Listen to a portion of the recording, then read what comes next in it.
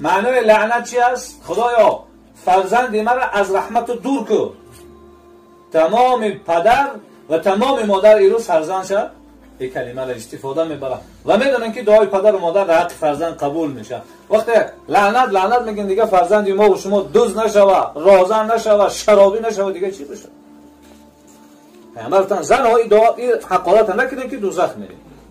و دیوم و تکفرن العشیره، مردکا 29 روز دستی پر بیاین، یک روز دستی خالی بیاین، شما برای یک روز 29 روز فراموش میکنین.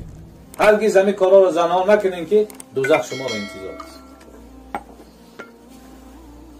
از روی که تربیهش بکنیم، هممون بچه زن دادیم، دخترش آورد دادیم و دادیم تمام چیز در روز تویشان میخریم. هست یکون کس شاهدی بوده که روز توی دخترش یک قرآن خریده باشش، یک جای نماز گفته باشش که بچه